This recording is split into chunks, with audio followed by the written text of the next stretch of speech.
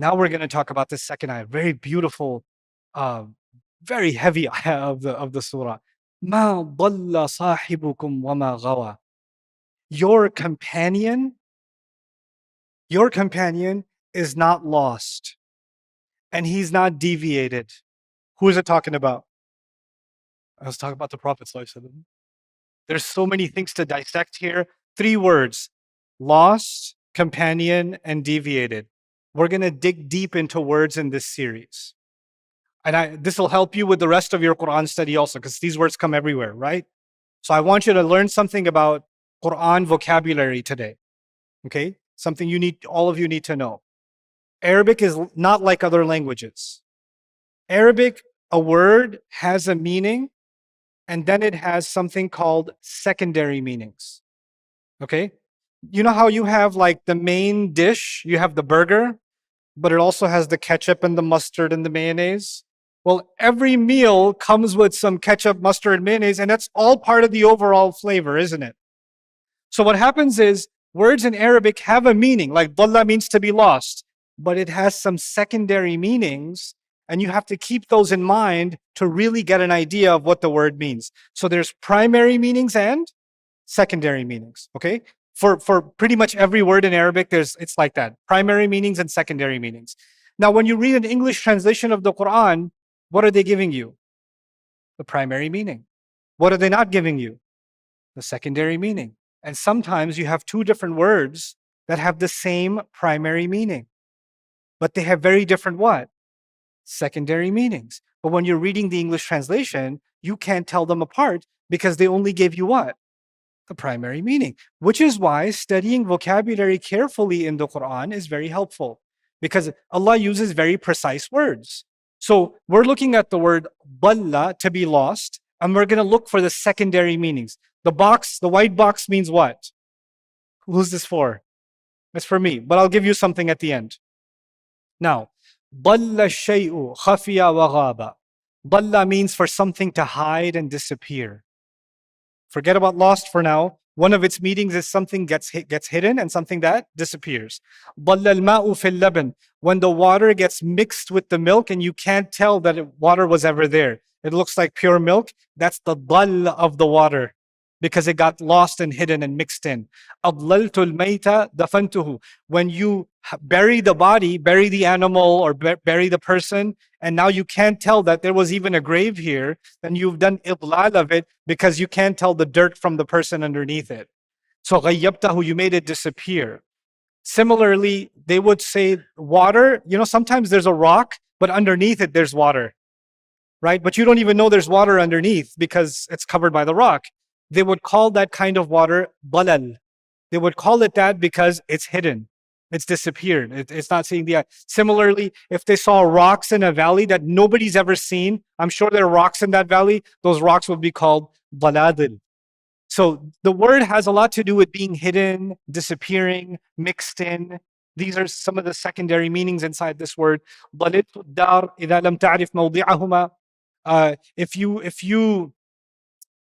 you were going to my house and you couldn't find it, Google lied to you, and you're at a McDonald's or something. You're like, you live at a McDonald's? No, I don't live there.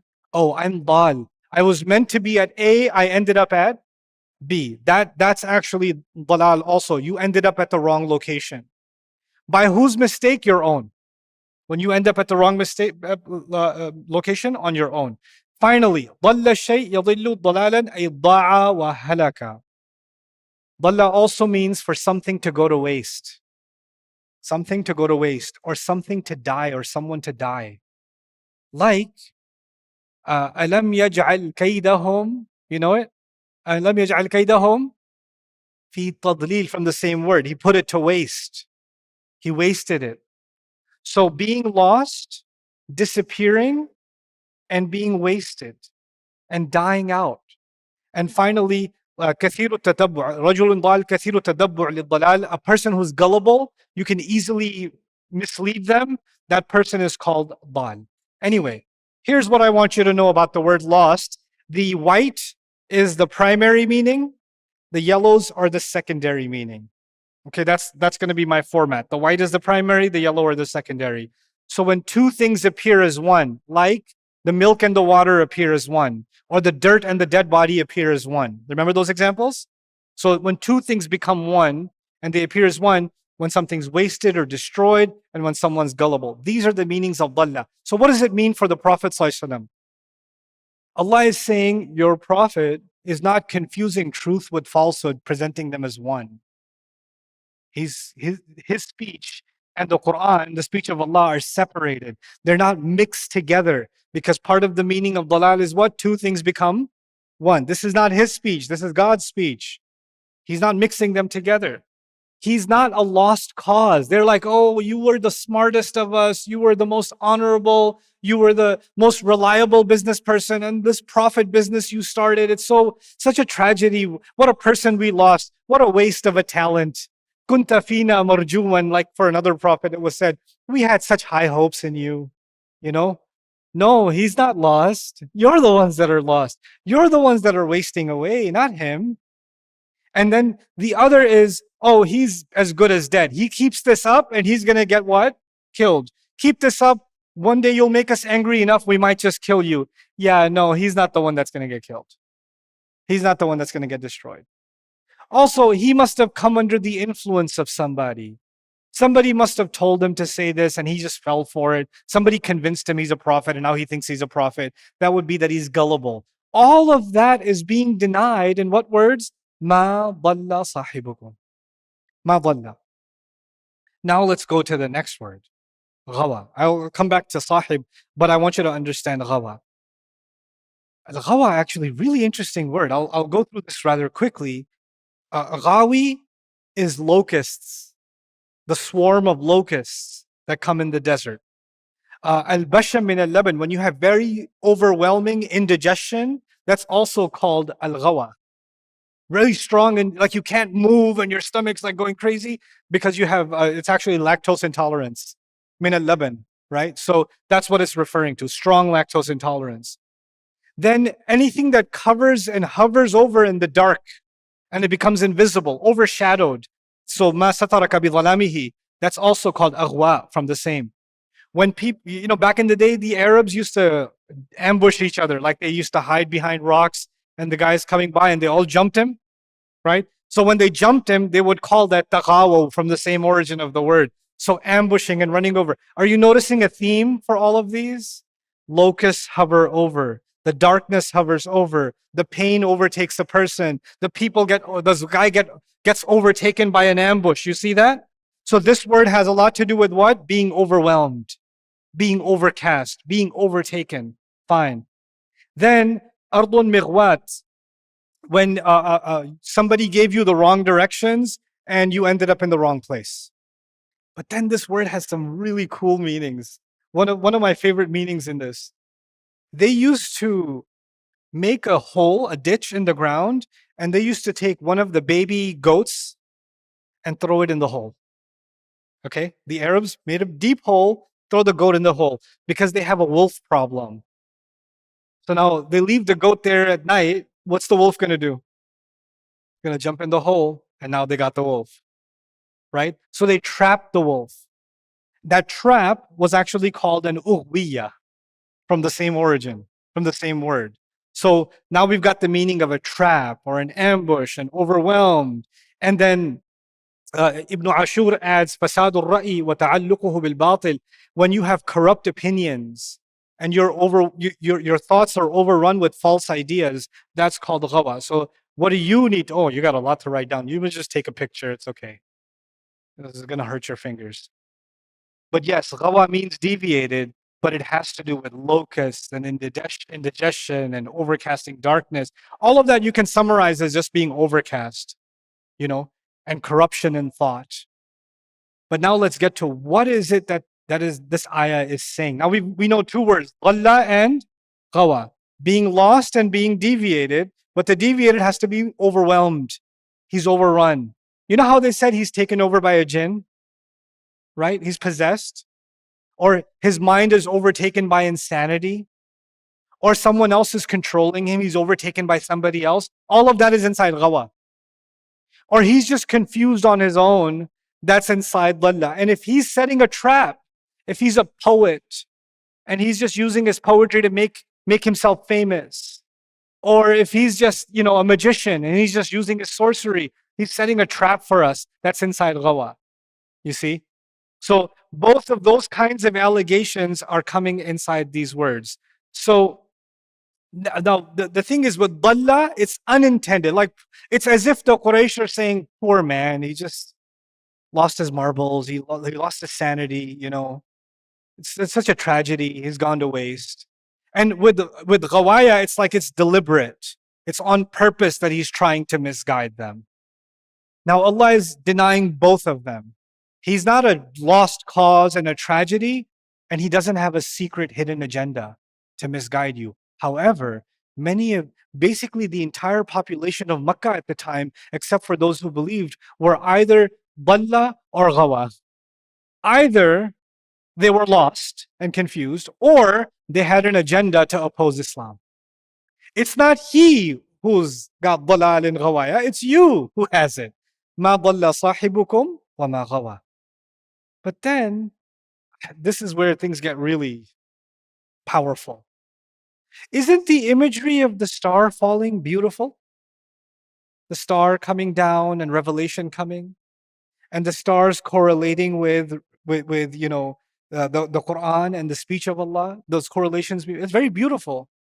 Ayah number 1 is very beautiful, and ayah number 2 talks about something very ugly.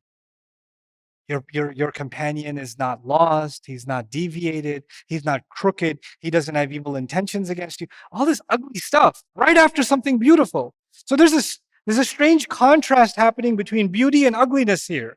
Why is that there? This is the last thing I'll share with you now for this session, and I'll give you a break. The word sahib in Arabic, ashaba, actually has to do with moss. You know what moss is? And like algae and moss and fungus and stuff like that. It becomes part of the wall. From it, they developed the idea. Or also, sahab or mushib actually is the hair on your skin. Now, what does moss and the hair on your skin have in common? They're stuck to you. They're a part of you. They're not quite you, but they are you also. You understand? So it's separate from you, but inseparable in some ways. A sahib is someone who is very close to you. You guys know, many of you know each other, but you know each other from work. You know each other from the masjid, but you don't know your personal lives. You don't know your fears, the things you like, your dark side, your light side, your humorous side. You don't know everything. You know a glimpse of another person. Some people are married to each other and they don't know each other. Some people have children and they don't know their kids. You understand that? The idea of a sahib is someone so close to you, you know their ins and outs. You know everything about them. You know what they're like. The thing is, celebrities, right? They look a certain way on the screen. They look a certain way when they're performing, whether they're athletes or politicians or intellectuals or actors or whatever, right? They're a certain way. And people see them and they're like, can I take a picture? I love you. You're the best. You're amazing. All of that. But you know who hates them? Their neighbor. You know who hates them? Their driver. You know who hates them? Their spouse, their kids, their siblings, their family, their cousins. The people close to them, they hate them. Their coworkers, fellow actors, they hate them. Why? Because they know a side of them that other people don't know. You understand? So public figures, they have this like, what you know about them, you know some things about me. You don't know the inside. You don't know the private life. You don't know my emotions, my fears, my anxieties, my weaknesses. You don't know any of that because you're not my what? Sahib. You're not my sahib. Now, when Allah calls Rasulullah sahibukum, He says to Quraysh, your sahib, a person who has lived with you, who has laughed with you, who has cried with you, who has worked with you, who has had family with you, he's married among you, he has connection, he's done business with you. He was raised among you. You've seen his youth. You've seen his childhood. You've seen his adulthood. You've seen every part of his life. How are you going to do him dirty like that? Like sahibukum. He didn't say here, ma dalla Rasulullah sallallahu alayhi wasallam. He used the closeness to the Quraysh and said, look at how beautiful this revelation is. And it came to the most beautiful human being. And nobody knows this man's beauty better than you. And you're saying this about him? How are you saying this about him? How can you make either of these claims? You knew more than anyone. He's the smartest person among you, the wisest among you, the most reliable among you. You don't know. If you had a secret and you needed to get advice from someone, you wouldn't think of anyone else but him. If you had a problem and you wanted somebody to solve it, you would go to him. If you had something you couldn't trust anybody with, you would trust him. And you're going to say about him, Dalla ghawa? Come on. Ma dalla sahibukum wa ma ghawa. It's such a powerful statement. It's an ugly claim, but Allah is actually within that ugliness, He's highlighting something beautiful. That your ugly claim falls apart. Forget even whether you believe in the revelation or not, or the star or not. The fact that he's your sahib and you know better is the ultimate proof. That itself is the ultimate proof. SubhanAllah. Ma dalla sahibukum wa ma ghawa. This is where we're going to take our first break. I'm going to give you guys 5 to 7 minutes, and then I'm going to start talking to myself again.